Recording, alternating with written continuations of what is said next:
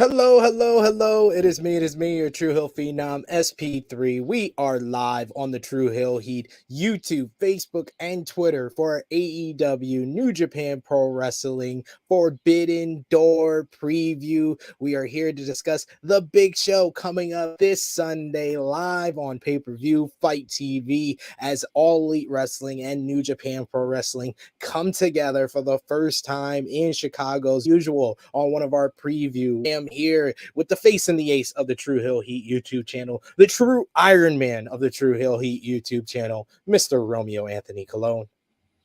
What is up? What is up, everyone in the chat? I'm still trying to figure out what it is indeed the Knicks did last night. I still don't fully comprehend. But hey, I'm here. Forbidden Door distracts me. I could talk about Forbidden Door all day. Let's do this. I mean, they did a good job of drafting cap space. They did a good job of that. Cap space, yeah. Cap space, number 74, cap space, yeah.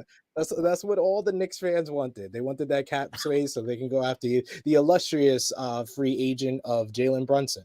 So, yes, we are here to talk about Forbidden Door, though. We have a star-studded cast besides myself and Romeo, our good brother from Fightful's Grapsody, Will Washington, will be joining us a little bit into, but we got someone who's a regular face at this point for the True Hill Heat YouTube channel. He is our good brother. We always call upon him when AEW has a show coming up for one of our previews. He is the face and the ace of the late night Grin, as I like to call him, the great Grinner himself.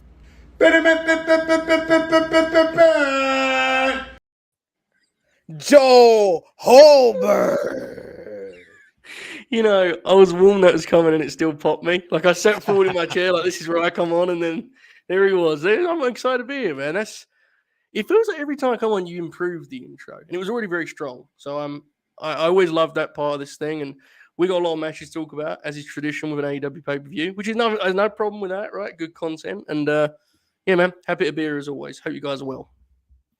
We are doing great. Always happy to see you, Joe, and talk about some professional wrestling. You're a busy man, quite possibly the only person in wrestling media that I could truly say is more busier than me. When I have 4 shows in a day, I usually get a mean mug from my missus, and my kids come in about 3 to 4 of those in a day. Mm-hmm. But I commend you because you don't have those worries, so you're able to do it. That's the thing, right? And this is where you need to give yourself more credit. Big difference there. You have a life and people around you makes it much more difficult. I don't have those issues. Also, you'll notice if you watch SP3's content, his work is spread across a plethora of platforms because he's a big star. Me, I only get invited here every once in a while and have to stay in my home spots. No one wants me anywhere else, so very different in that regard. But you're right. You and I, we are similar in that way. Definitely. So I appreciate it, brother. We are workhorses. That's why, and Romeo is too. So we got a great star-studded cast here with us. Like I said, Will Washington gonna join us in a bit as well, and we want to hear from all of you. What do you think about AEW New Japan Pro Wrestling's Forbidden Door in a sold-out United Center in Chicago, Illinois? It's a show that people have been waiting for a very long time. We appreciate everyone who's joining us live, everyone watching on demand. Remember to drop the thumbs up on the video and show your appreciation back. Share this video with all your wrestling fans, friends, and family on all your favorite social media platforms. If you are new to the True Hill Heat YouTube channel, smash that subscribe button, hit the bell to stay notified for all the great content here. This is just the start of a huge Forbidden Door weekend. We got True Hill Heat 181 with a New Japan expert, Kieran of the New Japan, of Wrestle In, of New Japan Pro Wrestling's Fightful Overbooked podcast. He's going to be joining us tomorrow on the True Hill Heat podcast at a special time of 10:05 a.m. Eastern time. You got the watch along on Sunday, the review on Monday. So we are starting everything out. There's the graphic. Romeo didn't get the memo that I had him. I wanted him to put up the graphic. So much right now. You have no idea. I got to prepare to write down these picks. I got to keep track of these picks for True Hill Heat predictions. I got some polls we're going to do in the live chat, so you guys can also vote on who you got in all these matches. And here I am doing graphics too. I do it all. And then he's going to be hosting the watch along on Sunday, 8 p.m. Eastern time. And hopefully he is up after the long night that AEW is going to give us so he could join us for the review on Monday at 11:05 a.m. Eastern time with special guest Promises Richard made, Benson promises kept.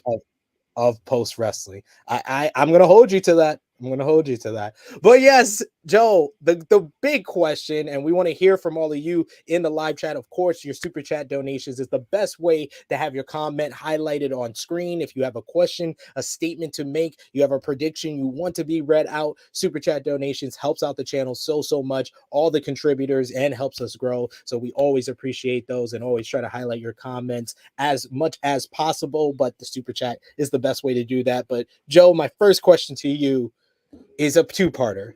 Is this show cursed? And what has been your thoughts on the build-up? The reason why I ask, is this show cursed? Of course, it's been a plethora of injuries. Of course, Kenny Omega has been out since November, and he is really kind of connective tissue between AEW and NJPW from his time in New Japan. CM Punk, who was supposed to defend the AEW World Championship on this show, was then injured, a foot injury that has kept him out of action. More recently, Bryan Danielson is now out of the show after potentially or reportedly suffering a concussion back at Double or Nothing. Adam Cole was hurt in the build-up to this. Matt Hardy has been hurt. Jeff Hardy was hurt, and now he has his whole saga outside of the ring. Like, I don't understand. And then to top everything else, last night as I'm doing another prediction show on Believe in Pro Wrestling, Tomohiro Ishii, who's supposed to be in the All Atlantic Championship matchup, he gets a knee injury and he is out. Not talked about too often because I do see a bunch of people on social media asking like, "Where's Tetsuya Naito? How is this a big show and you don't have one of your big stars from New Japan?" He actually received that eye surgery just a couple of weeks back, so that might be the reason why he is not coming over to the United States as well. So both sides, NJPW and AEW, suffering injuries. Do you think the show is cursed? Well, after all those injuries, it'd be pretty bold if I just said no. I feel like it'd be pretty. It sure feels like it. Maybe there was something to that Forbidden Door business. Maybe we should have left it closed, man. You know, open it, mate. We may never recover from opening this Forbidden Door. No, look, it's when it rains, it pours, right? Like, we're both sports team guys. I think we know that's how it works sometimes. Like, all these injuries come at once. They were very lucky in that regard for a while. Kenny being kind of an outlier, but this Bryan and Punk in the same month, it's crazy. That's nuts. They both got hurt, you know, in that pay-per-view cycle. It's brutal. In terms of the build itself, I think it's been like fine, but it's kind of a weird middle ground. We were talking about it a little bit before we went on the air, but to me, they've built the matches in a kind of traditional US television way, right? Which I understand. You're trying to sell this pay-per-view to a bigger audience than a Ring of Honor show, for example. But they haven't gone the whole way because they don't want to make the whole TV about it. So it's this kind of like living in between. And I think its effectiveness has been mixed. To be honest, though, I think the big kind of the big thing that people are discussing and debating right now is the final card itself. Now, I'm very confident it'll be a really good show. But I think because of the injuries, it's hard to look at the show and be like, yeah, this is exactly what I envisaged when Forbidden Door was announced. That's no one's fault necessarily. I think some things they could have adjusted, but, you know, you could always say that. So to answer your questions in a very roundabout way, I think the build's been fine, if not a little bit messy, you know, and kind of repetitive in terms of the AEW booking playbook is not particularly well suited to variety in terms of debuts. Everyone has to make a run in, you know, guys jumping people from behind. It's fine, but it hasn't been a great success, and I think from a build perspective, I think the show will be great. But there's my answer anyway. Yeah, like you said it the best way possible. That this show, a lot of stuff has worked against it. I will say, I think it is a cursed show, but hopefully, luckily, you know, they sold this show out without announcing a matchup. So that's one thing that tends to make you believe that they're going to have another show. I mean, it will be very very eye-opening to see the final pay-per-view number, because this is 4 weeks after Double or Nothing. And this was another issue that I had, that I wanted to ask Tony Khan on like the Double or Nothing media call, is having a pay-per-view so soon after. Was it that they had to book the United Center that weekend? Why couldn't they make this in like July, in the middle of the build between Double or Nothing and All Out? Put it SmackDown in the middle. I know they would have been in the middle of like Money in the Bank and SummerSlam for WWE, but I feel like that would have probably maybe played out better for AEW putting this show at the end of June. But Romeo, I want to ask you as well. Do you think the show is cursed, and what have you thought about the build-up? Absolutely cursed. The build up, this, you know, you got some obstacles with the build up. You got to get these New Japan guys over to do a Dynamite. Like they were also in the middle of Dominion. They did New Japan Road as well. The injuries are changing the card up, so I understand all that. You know, I wanted to ask you guys, what do you think the New Japan Pro Wrestling fan? Do you think they're excited about this? Do they want to see this card? Are there like AEW talents that they're looking forward to seeing too? Like, it's a great question. I'm definitely not the one educated to answer it, but it sure feels like, I don't want to say it's like an afterthought in the New Japan universe. Use that word. It doesn't feel as focused there as it is in AEW, just because I guess the show's taking place in America. Does that make sense? It kind of feels more secondary there. Like, I was surprised there wasn't someone showing up at Dominion, I have to admit. I kind of expected someone to show up and shoot an angle. But I guess, you know, there's a lot of moving pieces there, as you laid out. But yeah, I'd love to know. I honestly don't have a good answer, but it's an interesting thought for sure. Yeah, I thought like maybe Adam Cole was gonna help Jay White win the IWGP World Heavyweight Championship or something along those lines. But no, we didn't get anything on Dominion. And we want to hear from all of you. Do you think that New Japan Pro Wrestling, All Elite Wrestling's Forbidden Door is cursed? What have you thought about the build-up? What is your predictions for the cards? Let us know in the live chat. We got CM here with us, shaking my fucking head. I think that's what do we do? The build up to the card. I don't know, or something that we did. David Blumberg saying, I feel like NJPW and AEW really booked themselves into corners with their titles, because I think neither of these title matches on the show have any real tension. We also got Chase Oliver here with us in the live chat saying SP3 is Iron Man. Thank you so much. Snarky and not as rich, unfortunately. Matthew Ledesma said, I think FTR wins the tag titles, and I think Tanahashi wins the AEW title. So he does think we're going to see some bit of crossover.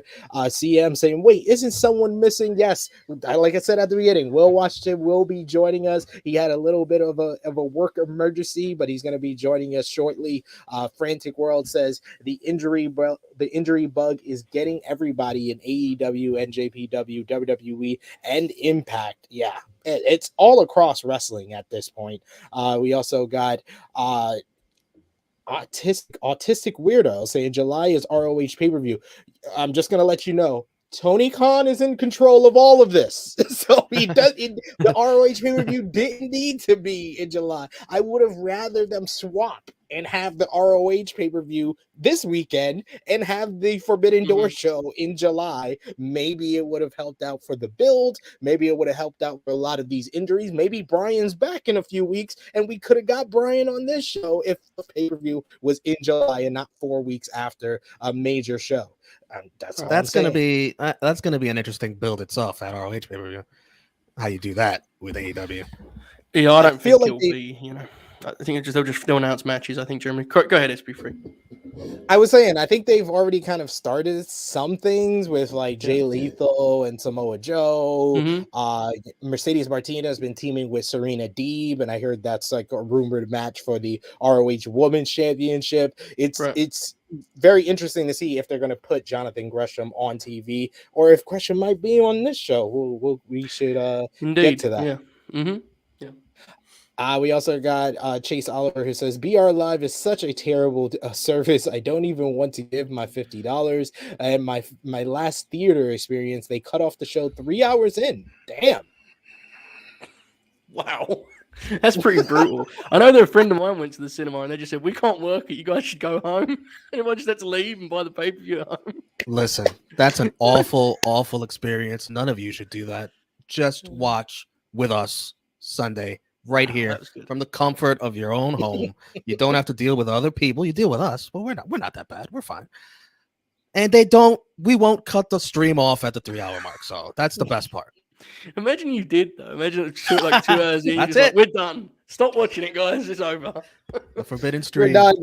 That was our limit for the forbidden stream. But John Elite with a good point saying, but wouldn't it also affect the G1 if Forbidden Door was to be in July? Yeah, that actually is a good point. But there's 4 blocks this year for the G1. Just schedule it where they don't have the guys that you want to work this show don't have another block match for 3 days. Take 1 day to fly out to Chicago, 1 day for the show, and another day to fly back to Japan. That's all they needed to do. This is all on Tony Khan and NJPW. They can make this work. They could have spread this out just a little bit. Or make it the second week. There's no pay-per-view after the weekend after Money in the Bank. Make it that weekend, and that's a week before the G1. It could have been July 9th. There's definitely some room there to operate. I think yes. Part of it is I do wonder if a big part of me thinks this could have easily just been like you just announce the matches and have like the top 2 guys appear on Dynamite. I don't think it necessarily needed to be like this big month long, but that's just my like. Would you be less excited in this card if they just had told you the matches? Because I don't necessarily think I would. That's what it's about, right? It's cross-promotional matches. But yeah, we'll get into the matches.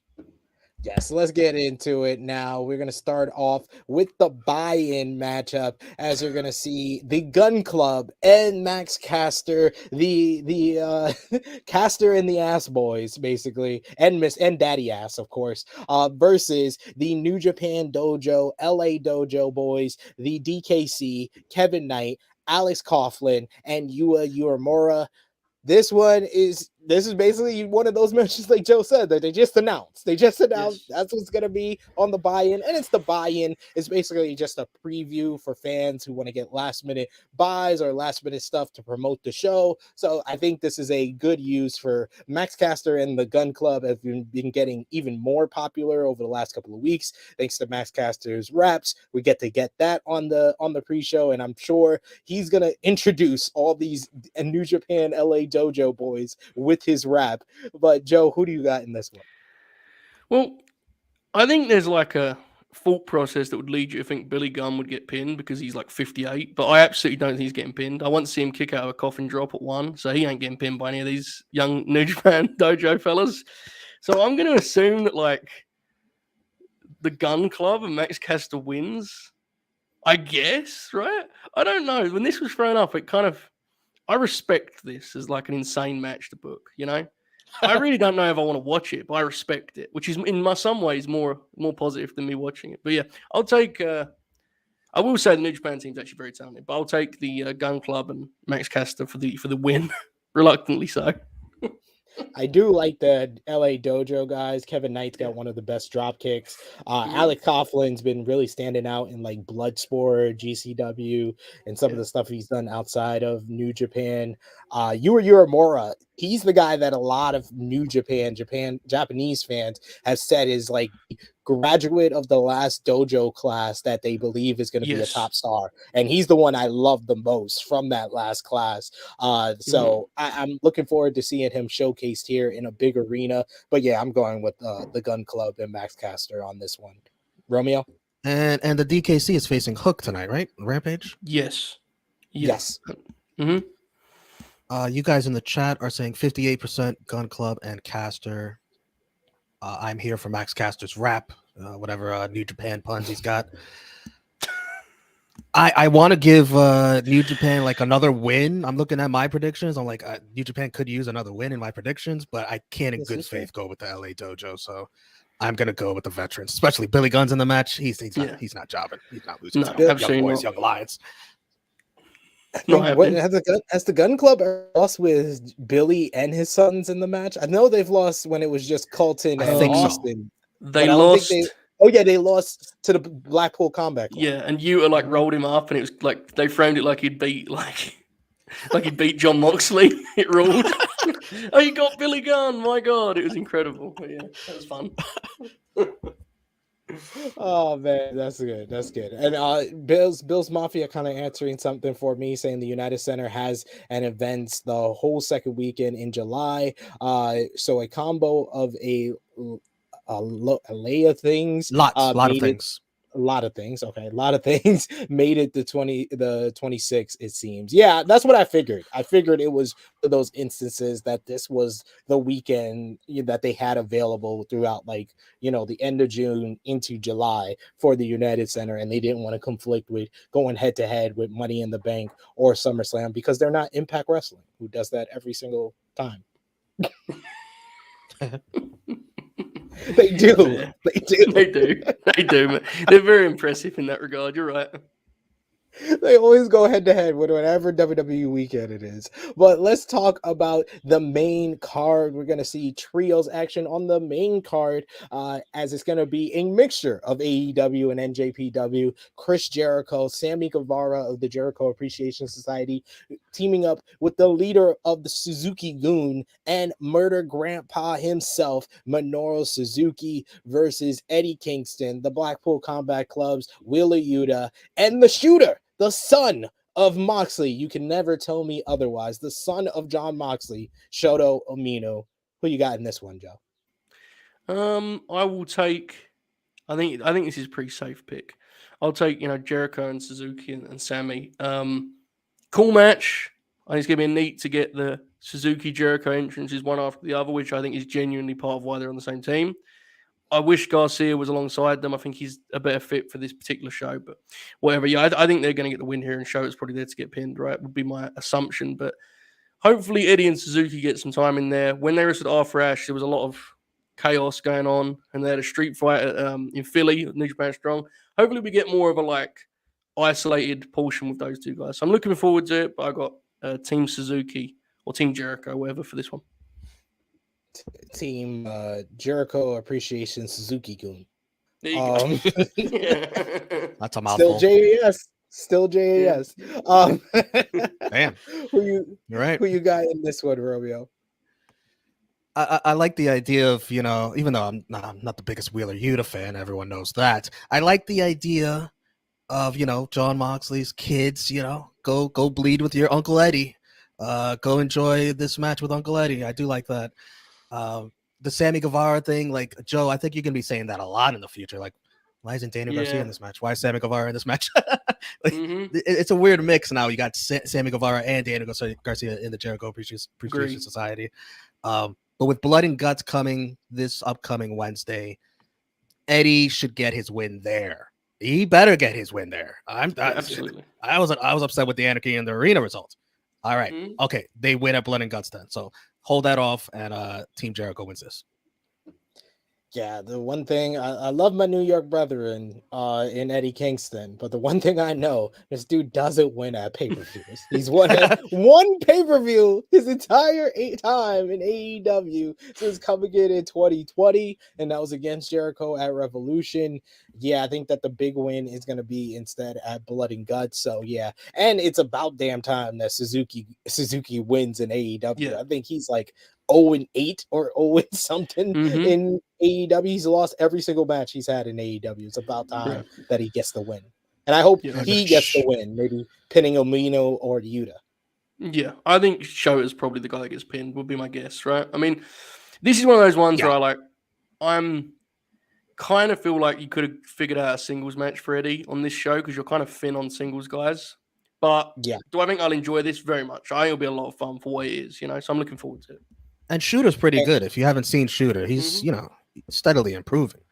And you guys in the chat are saying 69% Team Jericho Suzuki.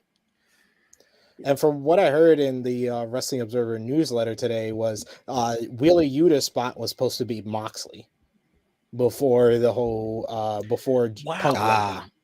That's kind of crazy, right? Like Mox not being in a singles match would have been really weird, I feel, on this show. Yeah, I don't know.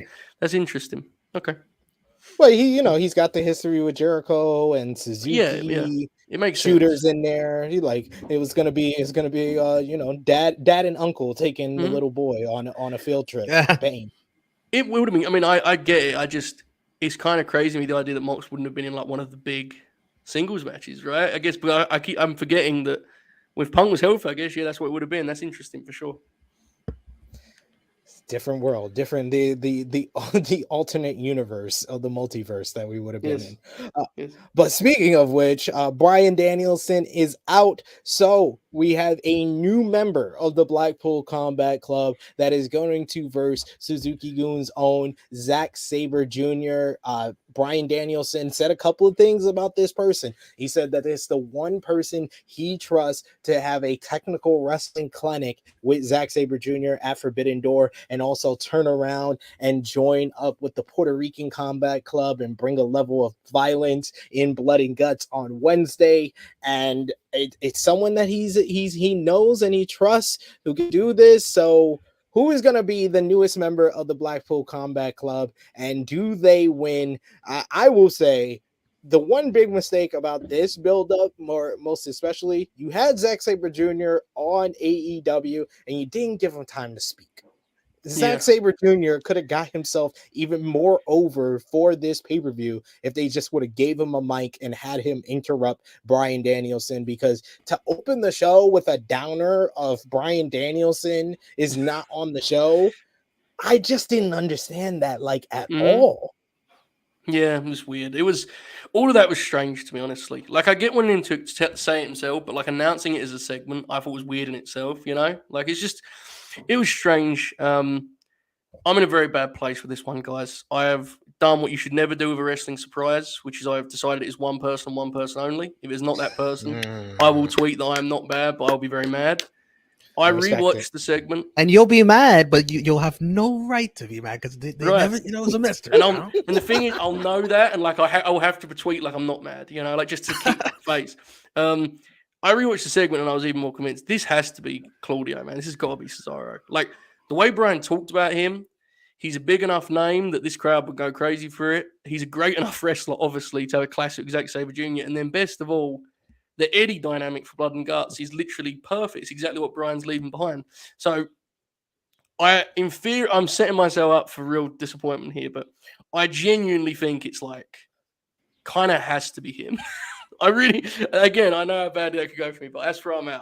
I got Claudio. I think he beat Zach, and then he goes in Blood and Guts, much to Eddie's rage on Wednesday, which should be good TV. So that's where I'm at. Romeo, who you got as the replacement and the winner in this one? The three names that everyone's been throwing around are Claudio, Jonathan Gresham, and Johnny Gargano. And Claudio fits the build the most. Yeah. So I'm going to go with Claudio, and he's going to win. I asked you guys in the chat. I gave you those three options and other as a fourth option. 82% are going with Claudio, 18%, 17% going with other. So let me know in the chat, who's this other you speak of? Because nobody picked the other two. Yeah. One is Greg the Hammer Valentine. That's one other. Now he's thinking chess, not checkers. Yeah. I respect it. I respect it. We got a Killer Cross from Chase Oliver. Okay. That's an interesting fits Blackpool Combat Club. Like he fits that. Yeah. Sure. It's a weird. Him and Zach's a weird match to me. I don't know. I'm not sure about weird. Yeah, I agree. I decided to choose violence on I did a 7 possible names to replace Bryan Danielson at Forbidden Door, and I had to put one that was going to rile up people. I got a whole bunch of retweets and screenshots about it. I put Wyndham Rotunda, Bray Wyatt, the great technical wrestler, just to rile people up, and it worked. It worked. That's incredible. That's technically wrestling your mind. Yeah. I got so much heat for that one. Did you end up on Russell Cringe? No, I didn't get Russell Cringe. I'm not Bob O'Neill on that Bob O'Neill status. But yes, I was so happy with myself for just putting Bray Wyatt as an option. But I agree with Joe. Like I have done what you shouldn't do with a wrestling surprise and believe it's one person, because Bryan Danielson. I'm sorry, if it's Jonathan Gresham, you announce that. You don't Yeah, you agreed. don't make that Yeah. the mystery. You just announce that. So it's gotta be either Claudio, and if plan B, break glass in case Johnny Gargano. Johnny Gargano Right. would get a great pop in Mhm. Chicago, but Claudio Castagnoli I checked the boxes on so many levels, Yeah. and he just fits with the Blackpool Combat Club long term. Plus the dynamic with Eddie for Wednesday. Yeah, he has to be the choice, and I would say he has to be the warrior. I love Gargano. Listen, I love Gargano, and that would be an awesome match. But I don't think he fits in Blackpool Combat Club. He's like Right. a weird And he's dynamic. like him in Blood and Guts. Like obviously he could pull it off, but it's just the beauty of Claudio is he fills the gap Brian's leaving, which is that he's the guy that Eddie doesn't like on his own team. You know, Yeah. like that's I don't know, man. And But the one thing I'll say, and this is interesting, is SP3 said my thought was if it was someone less, you'd announce them, right? Do we all agree on that? Like if it was Gresham, you Yes. announce Gresham. Some Yes. people take it as like the fact they didn't announce him means it's probably less likely to be a big name because they would have advertised it. I don't think that way, but I noticed when I tweeted about Claudio yesterday, people were like, they would have announced Claudio. And it's like, that just, we're on completely different sides of the fence there because I took it the exact opposite way. So, yeah, this is going to end in tears. Absolutely. And I like this Gargano on Twitter. Like he's like, guys, you're not gonna believe me, but I'm just in Chicago for this appearance. Trust me. And like nobody believes him. Yeah. I believe you, Like, Johnny. I hold believe on, you. Hold on, guys. Hold on, guys. I'm just in Chicago for this. I'm not here for that. I'm sorry. I'm sorry. It's not gonna happen. Oh man, but Chris Hero was another person that I listed Mhm. on there, but that's another one where that's one I believe they should have just announced because it's Yeah, not yes. it's not as big as Claudio, despite them being one of the greatest tag teams on the independent scene. It's Mhm. not going to be as big. The only guys that are going to get a big major pop and Yes. be worth holding off as a surprise is Claudio Castagnoli, and then Right. if you can't get him, Johnny Gargano. Well, it's different because you don't want to be like an asshole about it. But when I tweeted about it yesterday, people were saying like, like Biff Busick and Timothy Thatcher, and it's like, listen, I love these guys, but I mean, I'm not. You can't use them as surprises at the United Center. I'm sorry, you Yes. have to do someone that's really, and it's Claudio or Johnny. You're right, Johnny fits the bill too, but one of those two names, I think Claudio is the better fit for this role. But if it's Johnny, then yeah, that's a fair choice, absolutely. Although both And those people names you saying- mentioned, Busick and Thatcher, do fit Blackpool Combat Club. But yeah, you got to announce them. Yeah, no, I love both guys, especially Biff. It's just this ain't the role, this ain't the time for that. I think is the thing. I do disagree with this take though from Brooklyn Break. I appreciate the comment though. I don't see Gargano in Blood and Guts though. His last match was War Games, ladies and gentlemen. How do you not see him in Blood and Guts? It was War Games, of course. Yeah, I forgot that too. In fairness, yeah, that's fair. That's fair. Yeah, Like, and he has experience. There you go. And Regal was the GM of NXT. Remember they gave him the contracts on the air, him and Ciampa. So I guess you could. Oh, It's now quite a two matches to have in a row back to back. You've now sort of like talked me out of Claudio and got me very concerned by all of this. I'm going to leave this here. Okay, There's a seed of doubt. There's a seed of doubt. We're sowing the seed of doubt Planted the here seed. on this preview. That's what the preview show is all about. That's why Joe loves to be here. Next up, we got another multi-man matchup as it's going to be the Bullet Club reunited. The Young Bucks, the AEW World Tag Team Champions, teaming up with Hikuleo and El Phantasmo from the Bullet Club to verse dudes with attitudes. Sting, Darby Allin, and Los Ingobernables de Japón, Hiromu Takahashi, winner of 4 Best of the Super Junior tournaments, 4-time IWGP Junior Heavyweight Champion, and Shingo Takagi, former IWGP World Heavyweight Champion. And I did more to introduce people to Shingo and Hiromu than AEW did on Dynamite. You're welcome. You're welcome. For anyone who didn't know that these are actually 2 top stars by the way AEW introduced them. And this is one of my biggest issues with the buildup. I'm totally fine with just announcing matches, but Yeah. do the small stuff, video packages, explain. know. Like, I feel like they did such a great job with JR talking about like Okada and Tanahashi, how they're two of the greatest guys he's ever seen in the ring. And because JR has all this history of seeing, you know, the 80s, the Attitude Era, the early 2000s, he has all this history of seeing so much wrestling. For him to say these are two of the greatest guys he ever saw, that meant a lot. And then it made people like, oh, that's why the crowd are responding to them all big. But they did that for no one else pretty much. Like Will Ospreay, they did an okay job, and then they had his first match and then lose on Dynamite. And everybody else, they just said, hey, this guy's on the show, this guy's on the show, that guy's on the show. It's almost like we're all tired of the casual fan thing, but there's definitely a middle ground between like doing hundreds of video packages and moving at a snail's pace and what they did with this. Like, you're right. They literally just said their names and threw a graphic up and was like, here they are, Shingo and Hiromu. You'll see them on Sunday. It's like, just dude, a 30-second video honestly would have done it, right? Like, just anything, just to kind of connective tissue there. But it is a cool match. It's a hilarious match. Sting teaming up with Hiromu is unbelievable. Incredible TEW vibe. In terms of the result, I would assume I feel confident in saying that Hikuleo should probably get pinned here. I cannot believe he's on the show, but, you know, God bless. Good luck to him. I'm sure it'll be a lot of fun, in all seriousness.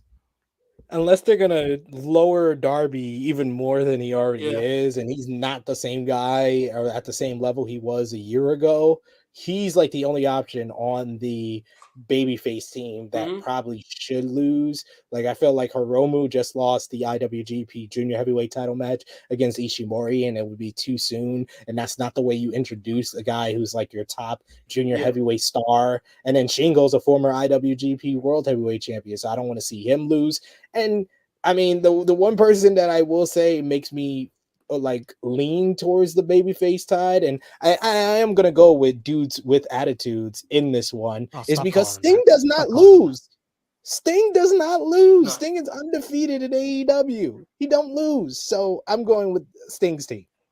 Yep. Who you got, Romeo? Can we put this graphic back up? Please do. Where is it? I think you could just keep it on the screen for the rest of the show. Yeah. We couldn't find anybody else to team up with the Young Bucks. We couldn't find anybody else. Yeah. You can't use the Good Brothers, right? You no. They're Impact property, I guess. So fuck it. Forbidden Door. What up? Where else are you gonna use them? That's a different door.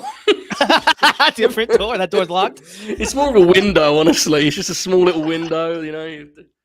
Yeah. Selfishly, I wanted to see a Shingo singles match.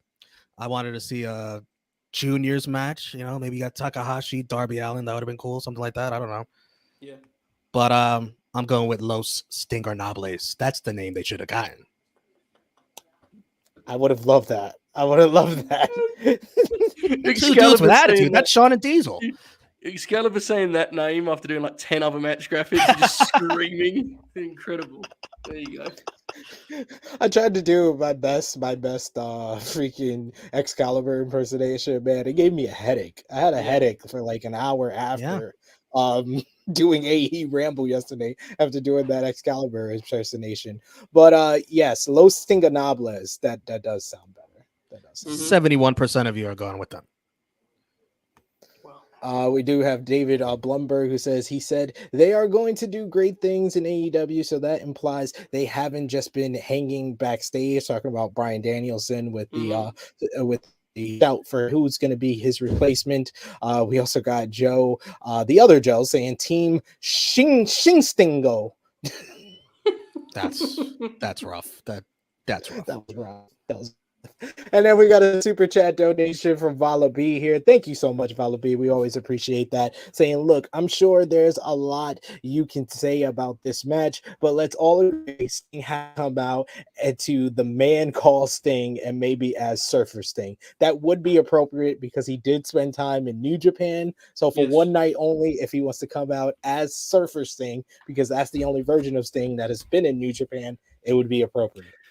I would not expect that to happen, but if it does happen, yes, that would be unbelievably good, and it would make the show an absolute smash hit without any other match being good. That's enough. That would be enough for me. I'd turn the show off. That's enough. So, but yeah, I wouldn't expect it, unfortunately.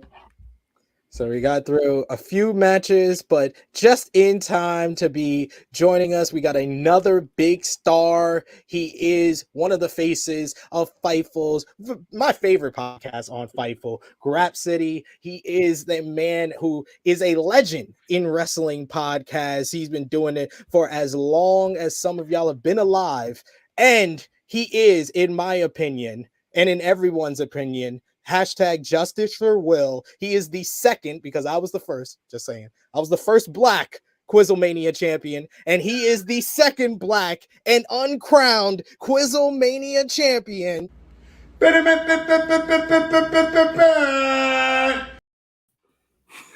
Will Washington. That introduction ruled. Hey, sorry I had to join late, had an emergency come up, but I am here and thank you for having me. And I guess this is like our transitional point, right, where we kind of swap places, because tomorrow you're taking my place on the aforementioned Grapsody. So great stuff ahead. Yeah. But yeah, I'm here. You missed all of the speculation about Hikaleo's place on the card. Need to catch up, bro.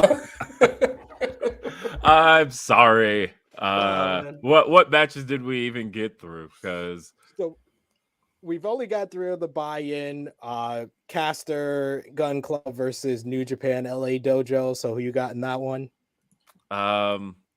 New Japan LA Dojo. I feel like we'll probably get a good rap in there, but for the most part, I think that this is one of those shows that they're kind of counting on exposing the AEW audience to New Japan talent. And in that sense, I think this is one of those places where the New Japan talent has to get the victory.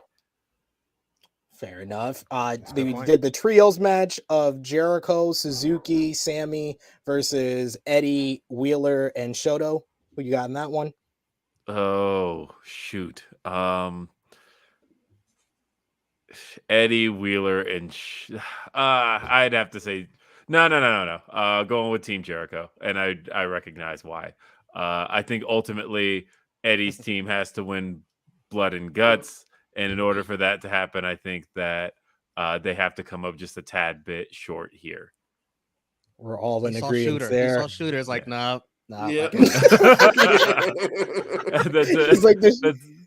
That's who's taking the pin. So we're good here.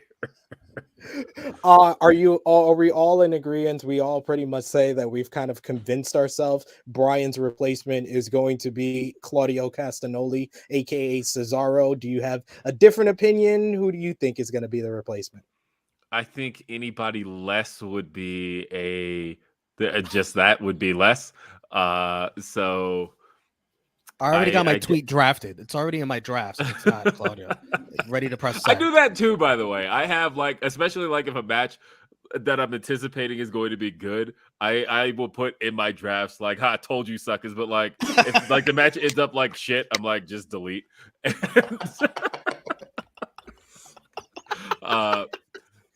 And so I will say that I think anybody not Cesaro would be a disappointment. Mm-hmm. Literally my 8-year-old son, an 8-year-old, as he hears Bryan Danielson describing who it's going to be, my son yells out Cesaro. Wow. And I'm even children are anticipating Cesaro here. Don't let the kids down. I didn't even say a word because I was only half paying attention to the promo. I think I was making dinner at that time, but my son's like, Dad, it's gonna be Cesaro. And I'm like, okay. So if even an 8-year-old is thinking this is who it's going to be, the world is going to be completely let down if it's anybody less. The thing I'm most excited for, Cesaro versus Zack Sabre Jr. sounds freaking amazing. But honestly, I'm picturing Cesaro running into blood and guts and just going on a tear with uppercuts. And I'm I just can't unsee that image. And as soon as he gets in, I hope he doesn't start. I want to see him run in and just go on that kind of Cesaro hot tag thing thing he kind of does and just start taking people out with uppercuts, I think that would be awesome. That's more what I'm looking forward to than anything else. It's got to be Cesaro. Look, And don't then give me having the Johnny face to wrestling. face- I don't want Johnny Gargano here. There's in no scenario do I want Johnny here. That's what I like to hear, Will.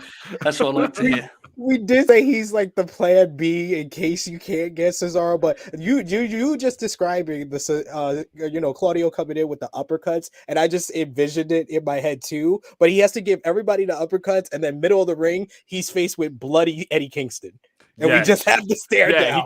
That would just be electric. That's exactly how that needs to go. Imagine asking somebody to like cover your shift. You know, you can't make the shift, and like, by the way, Wednesday, can you also come in? There's a little thing called Blood and Guts. Can you fill in for me on that too? It's awesome. You do need to find time for, like, if you do this in the middle, you need before the end of the show to have an Eddie Kingston promo about it being Claudio. He has to be like, because he's going to be mad in the match, but you got to give him like a 30-second promo to get that across, because that part of it is going to be tremendous. So yeah, we're all locked in on this Claudio deal. It's going to be very bad when it's Timothy Thatcher. Just brace yourself for Timothy. And who do you got? Well, Dudes with Attitude versus Bullet Club. You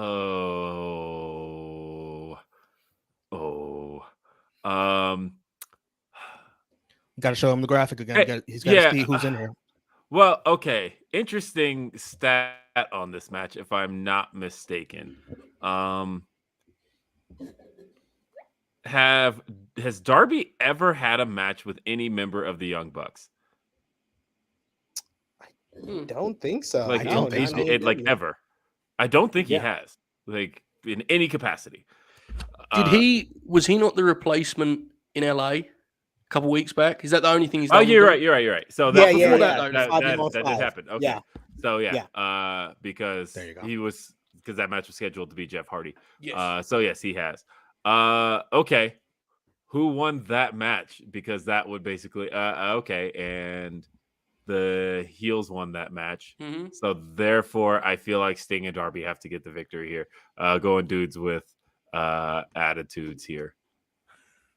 We're pretty much on the same page. That sounds ridiculous to say, right? Dudes with attitudes. Like, there was a big hesitation on Will's part. Dudes, and like, well, I've started it. Let's finish the night. Here we go.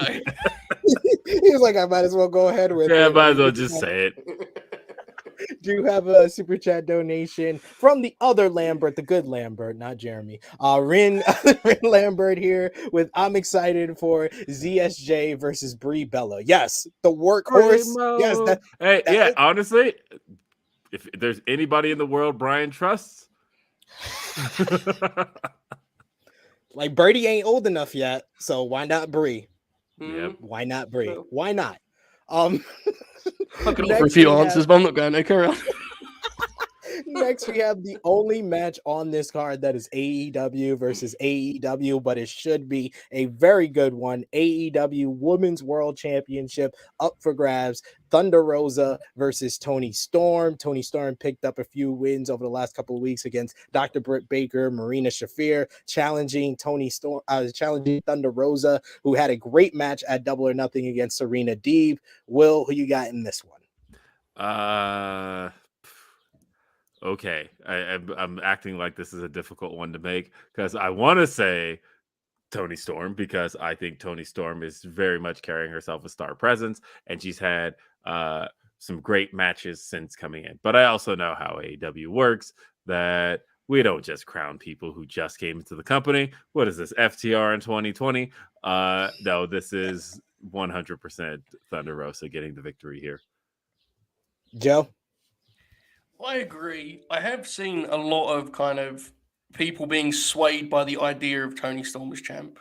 And I get it, right? But I think I'd like to see Rosa get kind of a little extension here. I feel like she's barely got started because of a range of reasons that we don't have to get into here. But I think Rosa's getting it. I think she should, honestly. But Tony's day will come sooner than later, I'm sure. So, yeah, I got Rosa.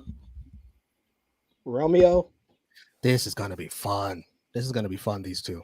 Mm-hmm. Had Toni Storm won the Owen, I'd feel more confident in picking her. Like she'd be on like such momentum that I could pick her. But I'm gonna go Rosa here. I think they're gonna start injecting Nyla Rose into this picture. Might have like a multi-woman match later on down the line. Maybe that's where Rosa loses it. Who knows? But I'll go with Rosa for here. Yeah, I just don't see a scenario where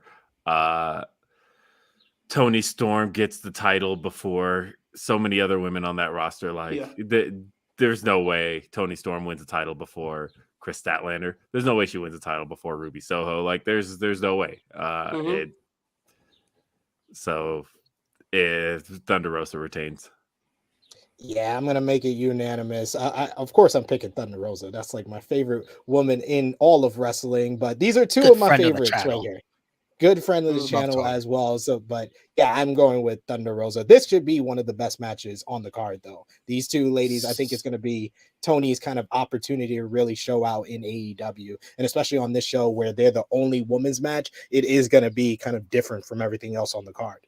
We got 79% of you are going with Rosa. Very nice. Very nice. We got a super chat donation here from EBB. Thank you so much, EBB, saying if there isn't a Darby vignette with a confused Hiromu and Shingo looking on while Darby burns another car, I will be severely disappointed.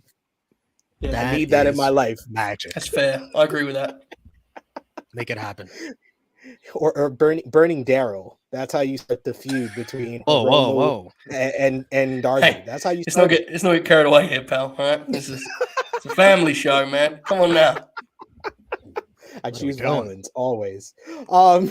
All the tag gold outside of the AEW World Tag Team titles is going to be up for grabs as the IWGP World Tag Team titles, which is the heavyweight tag team titles, and the ROH World Tag Team titles will be up for grabs in a winner takes all three-way. You got Roppongi Vice, you got the IWGP Heavyweight Tag Team Champions, United Empires, Jeff Cobb and Great O'Khan, and the ROH World Tag Team Champions, Dax Harwood, Cash Wheeler, FTR. Who walks out with all the gold, Joe? I really want to say FTR. And I think I still may say FTR, but I have a big sweeping concern. It appears to me that Roppongi Vice, namely Rocky Romero, who, as we all know, is often used in this role because of his, kind of standing within the promotion, they're here to get pinned, I would say. And so I keep falling back on this thing of like, would they really be that protective of the Great O'Khan and Jeff Cobb? Or in reality, is this to protect FTR in a tag setting? That part of it makes me unsure. The Ring of Honor titles are on the line too, though, as you mentioned. So I will say FTR mostly because I want them to, I want to be able to take one of those photos of all the belts, and that'd be fucking awesome. But I do think it's more in doubt than like the consensus would suggest, because it seems like most of us at some point or another have just penciled them in for these belts. I'm not convinced, but I'll pick them with a slight reluctance. I'll take FTR. Well, I will say with zero reluctance FTR, because they were the guys that a month and a half ago made the declaration they were coming for the IWGP tag titles. One might even say that they were pining for these titles longer than Great O'Khan and Jeff Cobb. And so I feel like those two only got these titles to set this match up, but for the most part, like now we're here. It's FTR's time, and this is one step closer to FTR versus the Young Bucks at All Out with all of the belts on the line.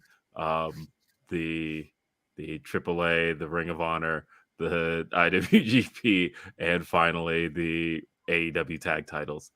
But it doesn't get there until, which is interesting too, because those are belts that all of the teams are known for. So, but in order to get there, we have to get FTR this second to last set. I'm totally there with Will. I think that FTR needs to win this matchup, and it's a good reason why the AAA tag team titles aren't up for grabs, because AAA is the Bloods and CMLL are the Crips, and they will not intermingle with each other at all. And I don't think the AAA tag team titles is going to be on the line at All Out. I think it's going to be for the IWGP heavyweight tag team titles, ROH World Tag Team titles, and the AEW World Tag Team titles. 2 out of 3 falls. Young Bucks, FTR in Chicago, All Out, because AAA don't even want their titles to be on the line with a New Japan title. Tremendous. Gang warfare. Gang warfare out here, Romeo. 71% of you are saying FTR, 19% Roppongi Vice, and 10% My United God. Empire. Pongi Vice. You wasted a vote. That's an upset. I love Roppongi Vice, but my God. I love Roppongi Vice. I love Yeah. Rocky Romero, like both on a professional and personal level. Rocky Mhm. Romero, shout out Rocky Romero, great dude, but not a fucking chance. Did you click on the wrong button? Possibly. Made a mistake. Look at this. We got multiple people that even saying it. D-Lo Blue saying Yeah. I'm pulling for Roppongi Vice because I feel like they'd never win and it's time. Fair. And David Bloomberg saying I'm fairly certain Roppongi Vice are winning. Fairly certain. I don't know, man. I think Rocky's in a very different stage of his career at this point. You know, I don't think he's really into the idea. I don't think he cares at this point. So, but I think the match will be killer, obviously. Another burning question I have is if the Great O'Khan will have as fun a time in Chicago as he did in Vegas. I wonder that. It's tough. Tough. But I'm going answering with I'm going with the greatest tag team in the world to add to their trophy case, FTR. Oh, I didn't know the Young Bucks aren't in this match. Yeah. Thank you, Will. Fucking Like bullshit. so.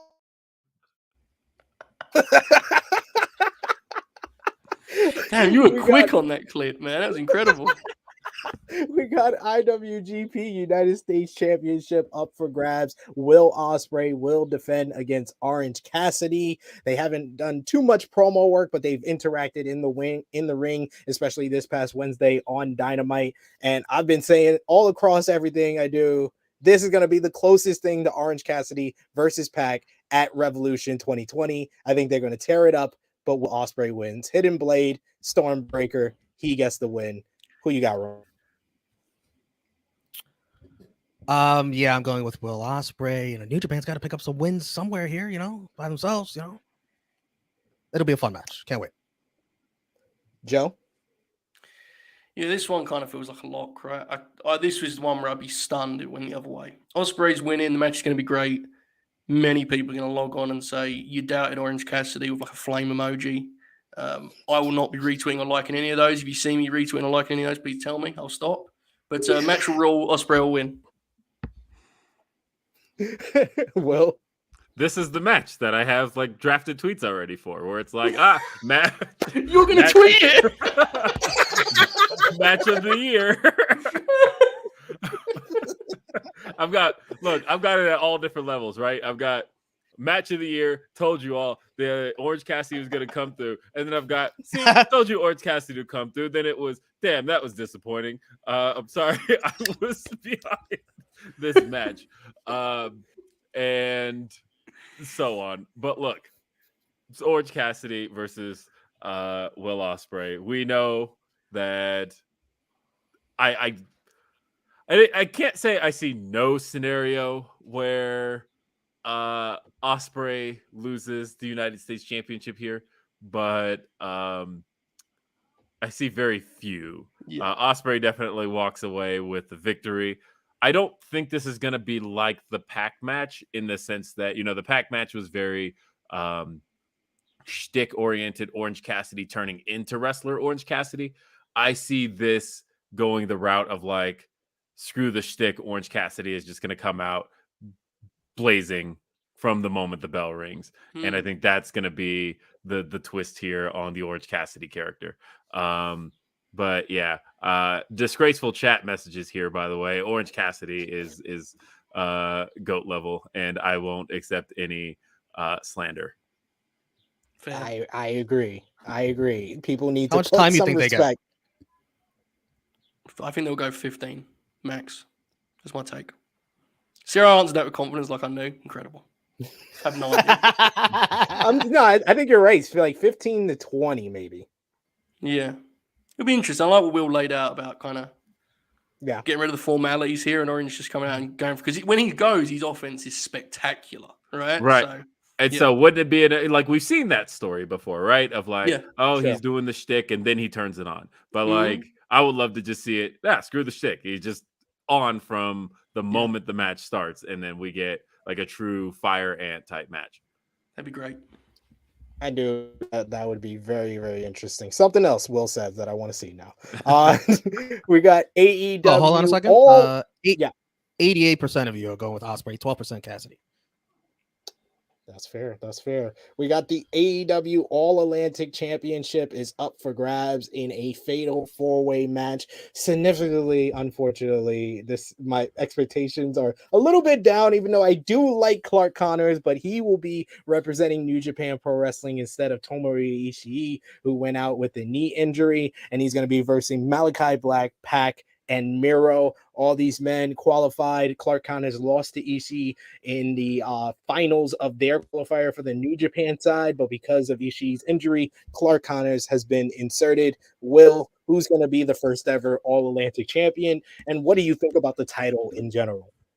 I mean, I like the idea of the title just because I think titles require a certain ratio to talent, and when you look at AEW's talent pool versus their the amount of titles they have to that talent pool, they're actually, until this belt, we're actually kind of short. It's like 125 wrestlers to 4 titles, and or at least singles titles to 3. So I feel like we're at the right time for this one. My heart says pick Pac, because Pac is the he's been with the company since day one. He is an AEW original who really hasn't gotten his due simply because of circumstances, not being able to be a part of certain things for a big part of the pandemic. So it would make sense to me to say go with Pac because of the fact that he can only attend every other taping because he's back in Europe at times. And the other thing that's been said is that this title could be defended outside of AEW. So it's one of those things where he could take other bookings. But my brain says go with Malachi simply because Malachi has been set up to need to be challengeable. And in that sense, there has to be some stakes to challenging Malachi and the House of Black.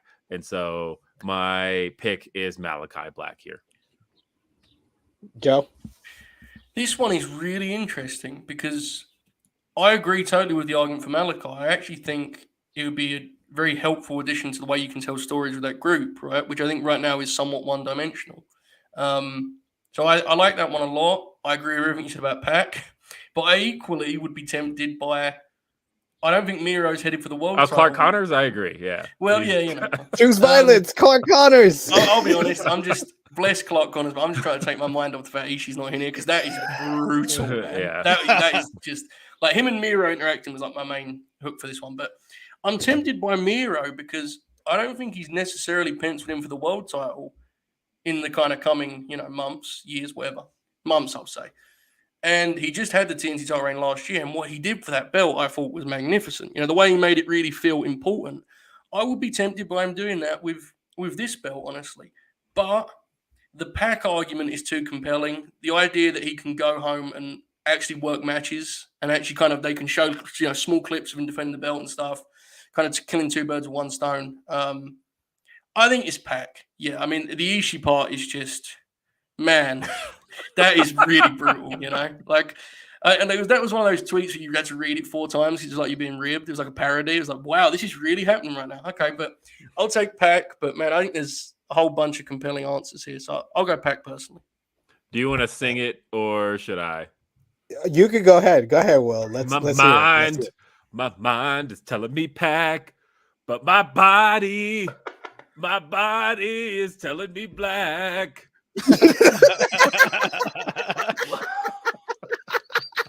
Beautiful. You see, this man can do it all. Uncrowned Quizlemania champion, right? Beautiful. This is why. I kind of agree with Will and what Joe said. Like, Malachi Black needs something a little bit more. I would go either Malachi or Miro, but I feel like with Miro, it's more of he's on even ground with this one. If he is to win this championship, it's not going to be greater than what he did with the TNT title. So I think it should be Malachi Black that wins this one. I really love the arguments for Pac, and he does deserve something because he's been with the company and he's put on some of the best matches. But because of his whole weird schedule, I don't know about this one. But it would fit what Tony usually does, which is rewarding kind of the guys that have been here since the beginning, unless you're Joey Janela. But Pac, I would love to see Pac win, but I'm going with Malachi. Romeo? I was interested to see what you guys in the chat thought, and you guys are very split. 41% Pac, 41% Miro, 18% Black. So mostly Pac and Miro. Man, from the chat. where is Clark Carter's support? Right? If you didn't know that, you'd think Clark if you didn't know that, you'd think he was added last night. It's crazy. What's going on around here? Hey, it's the Benoit anniversary, and look, John Morrison was. Now that's a name I've not heard in a long time. A long time. Look, John Morrison added last minute for circumstances that we didn't know about at the time. Not accusing Ishii of crimes, but I will say that hey, you can have last second entries that win matches. Are you picking Johnny? Holy shit! I think we'll just pick Johnny Elite for the All Atlantic title. Pop! Holy shit! Man, Clark Connors. It's all we need the Clark Connors support. Am I picking him? No. Why you so crazy? Take it easy. Take it easy. Look, am I picking him? Hell no. But I think he needs some support, folks. Justice for Clark Connors. Trophy kill. Trophy kill for the win. Hold on a second. I got a rant about something. Hold on. Why? Okay. Clark Connors, right? Okay. He got inserted. He's the replacement. Why? Because he lost to Ishii? Yeah, he was in the tournament. Where was that logic when Hangman Page lost to CM Punk? Please. He wasn't in the tournament. It wasn't a tournament. So here's what we should have done here. We should have had another eliminator tournament on the side to crown an interim All-Atlantic champion who then faces the winner of this match. And then, bam, there we go, right? Everything's already been taped. Where was their time for that? Exactly. They don't have any more New Japan shows. Rampage. What are you talking about? Rampage was taped on Wednesday after the injury was announced. The buy-in. The buy-in. Like, literally, there was no way here. It was like, we have everybody we have. We can't get anybody else here. Like, we're done. This is it. Yeah. I'm sure they went through the Rolodex and were like, well, who's available? By the way, I'm going with like I Pac for all the Pac logic that was said earlier. Put it on him. He'll have banger matches with everyone. Miro, God will somehow interfere, I guess. And Black, I don't think Black needs a title. I think he'd be fine without it. See, I guess I'm seeing like the Jade Cargill logic, right? Of like, after a certain point, Jade needed a title just because it was like, okay, you can't keep having her win and not putting her in contention for something. And so at some point you eventually had to give her a title. And I feel like Malachi's kind of that same way, where like, if he continues his winning ways, you eventually have to put him in title contention, or you give him a title that keeps him out of title contention, but also makes or adds stakes to the idea of challenging the House of Black. That's why how I see it. Right. It kind of allows you to book him in matches regularly for a reason. Because right now it would be weird if you just had him in matches regularly, right? With his character, like there has to be a story in back, and with the belt, you kind of avoid that. So I agree. I mean, neither of us picked him, but we both talked ourselves into it. So yeah, there you go. But those trios titles are coming, and the House of Black would be perfect for him. Apparently so. Maybe at the end of the decade. Only when Kenny gets back. I'm 100% sure at this point the finals of the trios tournament is Kenny Omega and the Young Bucks versus Adam Cole and Red Dragon. I'm like convinced myself of this. Well, then that's a long way off for certain injuries in that match, and I'm not talking about Kenny. Yes, I hear. It's this whole injury what bug. Was that a scoop? Yeah. A little bit. Drop the scoop on us. A little bit. I don't know what's out there about how bad Kyle O'Reilly's injury is, but it's not good. Damn. Oh, damn. Yeah, I know Tony announced. What did you say? Tony announced that on AEW Unrestricted, but he didn't mention what the injury was. So yeah, I think Will just scooped us. He just gave us the scoop. Thank you.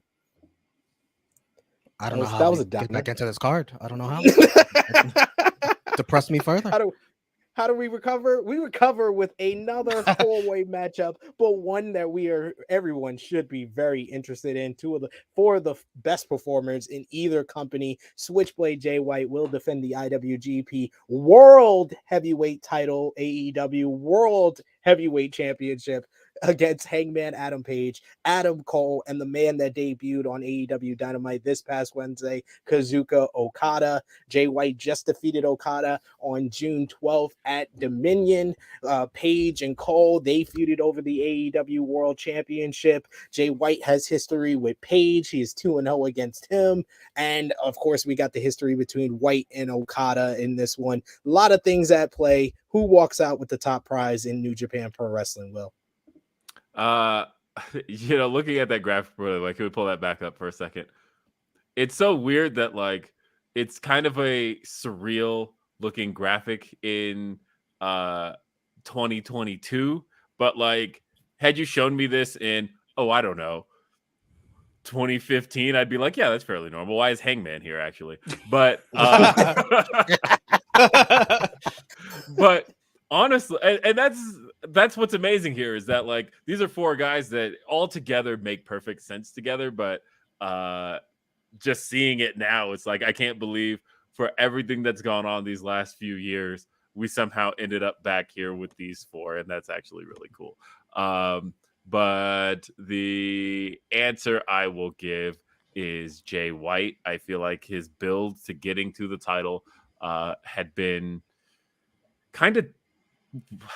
it had been going on so long that I don't see them ending it this soon. He literally just won the title just a couple weeks ago, and I don't see it ending here. I hope you are right. I am a part of the Bullet Club now. If you weren't aware, Will, Joe, I'm a member of the Bullet Club. I got the certified 2 suite from Jay White, and I have monthly conference calls, so I have to pick him on every single prediction show and preview show that I do. So I'm going with Jay White. Hopefully they don't screw him over like they did at the G1 Supercard. Every time he's in America and he defends a title, he seems to lose it. The IWGP Heavyweight title at the G1 Supercard, he lost to Juice Robinson in LA when I was there in the front row. No, I can't have it happen again. Joe, who you got in this one? I think this is I think this is kind of a lock that Jay's going to keep it. I've been kind of amazed by the conversations of people talking themselves in. I mean, Hangman's great, obviously, but I just hadn't really considered that. He, as you said, he just won it. And it was, man, they put him over huge in winning the belt too. He took almost all of that match and just pinned him with his finish in the middle of the ring. It was crazy. It was a big moment for Jay White. I would be stunned if he doesn't leave still champion. Match obviously is going to be great. My guess is he pins Cole, I guess. But, it honestly wouldn't shock me if he pinned Hangman either, because I think there's a story to tell there. But Jay White's winning. I'm pretty confident of that. So there you go. Man, see, I'm sounding like Meltzer over here. I think this may go to Page only because I love chaos and want Kenny to face White.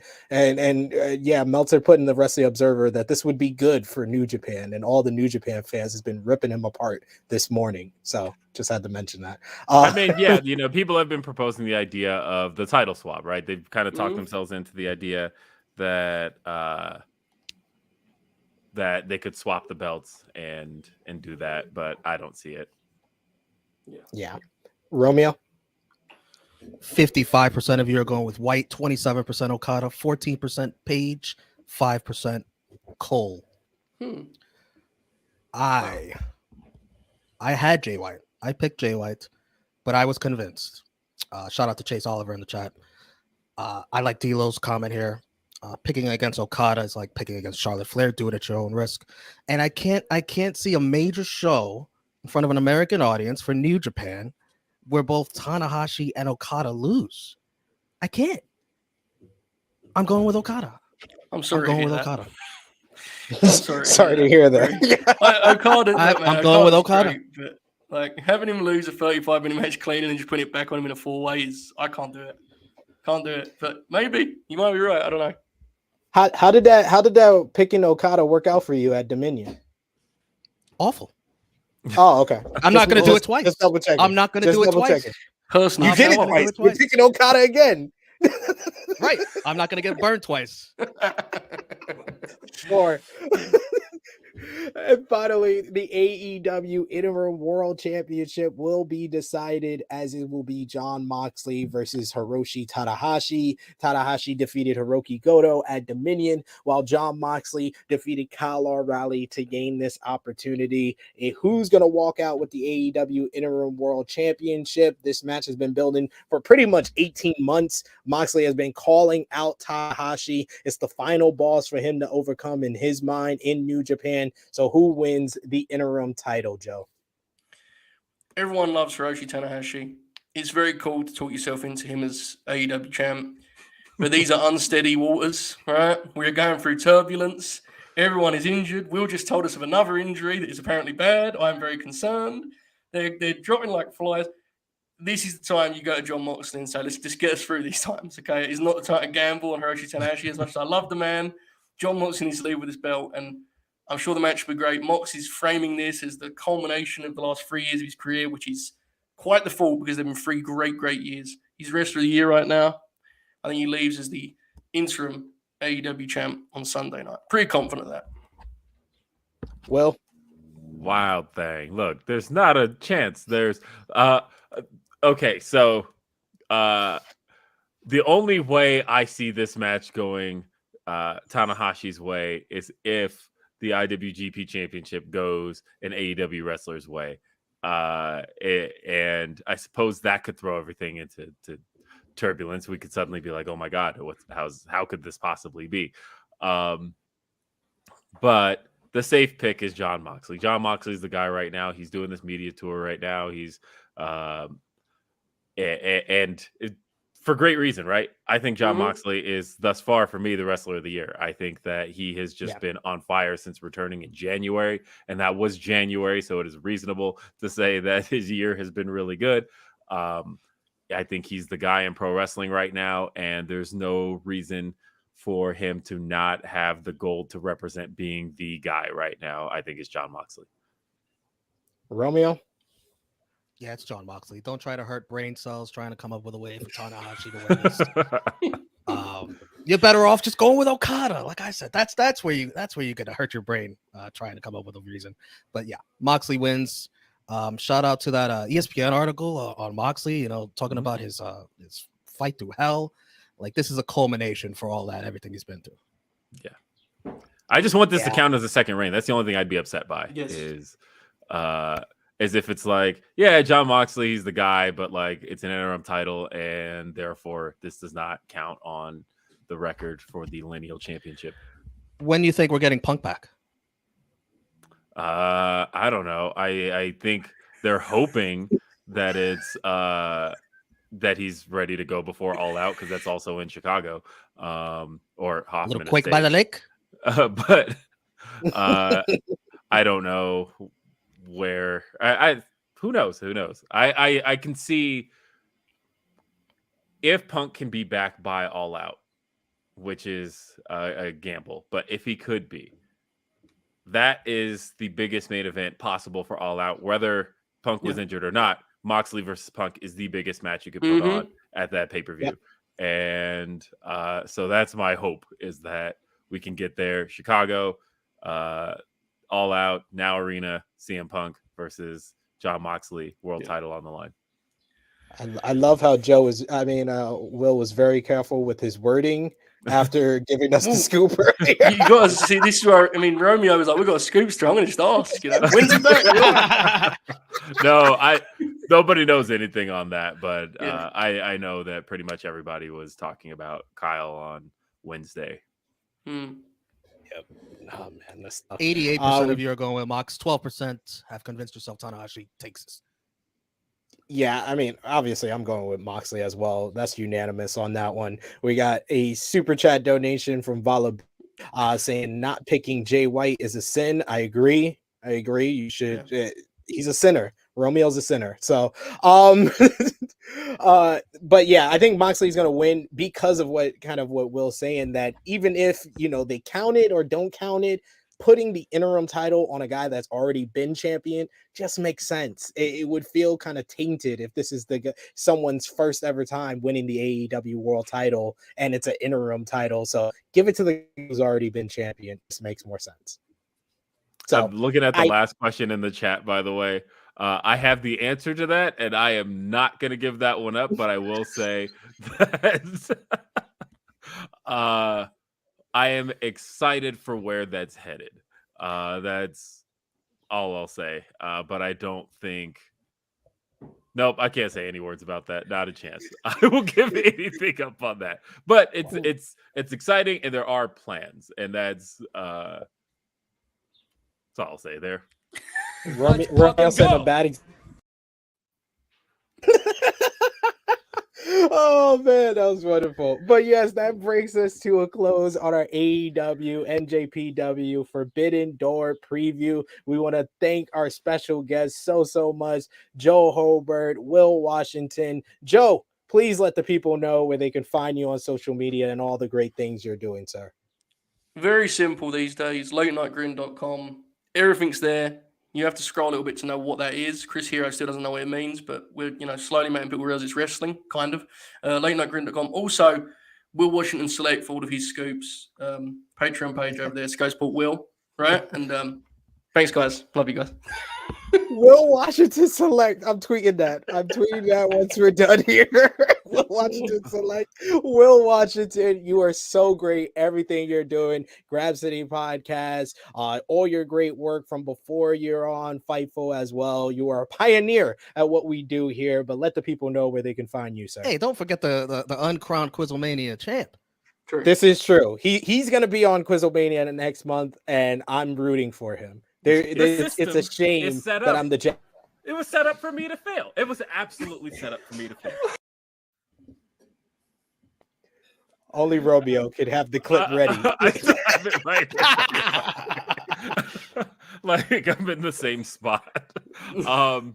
Yeah, so I host a number of things at the moment. You can find me primarily on Grapsody every Saturday at noon Eastern, 9 a.m. Pacific, except for this Saturday because I'll be traveling to Chicago. But this guy right here is going to be taking my place this week.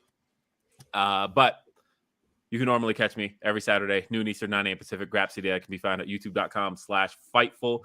It's me, it's Righteous Reg, it's Philip Lindsay, and we just talk wrestling in the best way possible. We also talk a little bit of 90s R&B. Why not? Because that's what we do. And everything else to come. I actually am disappointed that this week I can't share my thoughts on the new Sonic Origins collection the way I was able to share my thoughts on Ninja Turtles last week. Also, we do interviews over there as well. We just had an interview with Red Velvet this past week, and we've got some cool stuff coming up. Also, I host Day After Dynamite on Fightful Overbooked. That's youtube.com/Fightful Overbooked. Host that every Thursday. I want to say at 3 p.m. Eastern, but that time keeps changing. So just subscribe to the channel and you'll figure out what time that show goes on. But Day After Dynamite is a show I do the day after Dynamite. It's guaranteed to be on Thursdays. And I say that knowing that 2 weeks ago it was also on a Friday. And also I host Beyond the Bells with Alyssa Marino over at Women's Wrestling Army. This past week, I had an interview with Holodead and with Janai Kai. So I have a lot of fun with Beyond the Bells as well. And there's another one of those coming up. We're doing that every other week, but I've got a really big interview coming up on the next episode. So stay tuned. Very nice. Very nice. Support Will, support Joe. Romeo, I shouldn't tell anyone to support you because you picked Okada, but tell them where they can find you. Follow me, True Hill Romeo, Twitter and Instagram, where you will find me still trying to figure out what the Knicks did last night and accomplished. Hey, follow me here on True Hill Heat. I host a lot of watch-alongs like the one on Sunday night, Forbidden Door. If you don't want to go to the movie theater and have your stream cut off, 3 hours in, they tell you to go home. Just stay home and watch the whole thing with us right here. Rated Raw Superstars. We watch Raw, NX3. We watch NXT. Wednesday we'll be here, Blood and Guts, for that watch along as well. Yes, and you can follow me on the Twitter machine at TrueHillSP3. One final super chat here. Match of the night. I'm going with the UGP four-way very quickly. I'll take Orange and Osprey. Fuck it. Will? That was my answer too, Orange and Osprey. Romeo? It'll be the wonderful 25 to 30 minutes we're going to get at the IWGP match. So we're pretty much in agreement on the bottom and on the top. But this has been our AEW New Japan Pro Wrestling Forbidden Door preview. I'll be back with you tomorrow, 10:05 a.m. Eastern Time on True Hill Heat 181 with special guest Kyrian of New Japan and the New Japan Pro Wrestling Fightful Overbook podcast. So join us live there. Join me live 12 p.m. Eastern Time over on Fightful on Grapsody. For Will Washington, for Joe Hulbert, for Romeo, it is me, your True Hill Phenom SP3. This has been our Forbidden Door preview. We are signing off until next time.